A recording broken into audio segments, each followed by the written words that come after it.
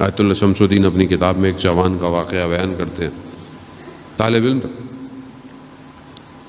کہتے ہیں میں بازار سے گزر رہا تھا تو ایک نامحرم پر میری نگاہ پڑی اور اس نے میری نگاہ کو کھینچ لیا، اپنی طرف متوجہ کر لیا. تصویر ظاہر ہے فریم میں آ جاتی ہے. ابھی بہت سے لوگ کہتے ہیں نیت اچھی ہونی چاہیے، نیت تو خراب نہیں تھی، میں دیکھ رہا تھا، تصویر تو آ گئی نا ذہن میں. تو اب رکیے گا، آج اس تصویر کو میں آپ کی صحیح کروں گا انشاءاللہ. تصویر تو آ گئی. اب وہ کہتا ہے کہ میرا ذہن اسی میں جذب ہو گیا. میں اپنے استاد کی خدمت میں گیا. استاد کون ہے؟ استاد وہ ہے کہ جو باطن کو دیکھ لیتا ہے. لوگ اپنے باطن کو دکھانے آتے تھے کہ میرے اندر گڑبڑ کیا ہے. کہتا میں جیسے استاد کے پاس گیا، میں نے استاد سے کہا کہ میری طرف میرا کیا حال ہے. کہا کہ میں تمہیں دیکھ نہیں سکتا، تمہارے ساتھ وہ خاتون موجود ہے. یعنی ایک نگاہ 40 سال کی عبادت کو ضائع کر دیتی ہے. ایک نگاہ. ہاں فرق نہیں پڑتا کیا ہے، یوٹیوب، فیس بک، نیٹ فلکس.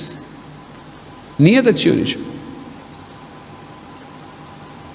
یہاں نماز پڑھی عبادت کی، یہاں نگاہ پڑی، نور چلا گیا.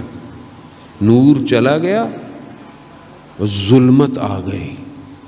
اور بعض اوقات ایسی ظلمت آتی ہے کہ عبادت کو بھی کھا جاتی ہے، تاریکی میں لے جاتی، نہیں ہٹتی. اس لیے امام خمینی نے کہا کہ ایک نگاہ نامحرم صدیوں کے فاصلے پہ پھینک دیتی ہے. ذہن میں بس گئی. کہا کہ جب تک یہ تمہارے اندر ہو رہا تھا میں تمہیں دیکھ ہی نہیں سکتا. بہت شرمندہ ہوا، سجدے میں گیا، گریا کرتا رہا. خدا غلطی ہو گئی، خدا معاف کر دے. متصل ہوا حضرت سیدہ سے، کہا بی بی میری عزت آپ کے حوالے ہے، بچا لے مجھے. آپ دیکھ رہے ہیں ایک نے کہا. بی بی نے لطف کیا، نکال دیا باہر.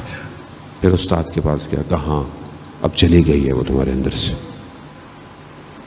ہم صبح شام کیا کر رہے ہیں؟ تو سسٹم ایسا ہی ہے نا. آپ اچھا کام بھی کریں گے آپ کو آئے گا. کیسے اپنے آپ کو بچائیں اجزاء محترم؟ مجلس سنتے ہیں، گریا کرتے ہیں، نور آتا ہے، نورانی ہو جاتا ہوں. پھر خدا نخواستہ کو غلطی ہو جاتی ہے، گیا، پھر گیا.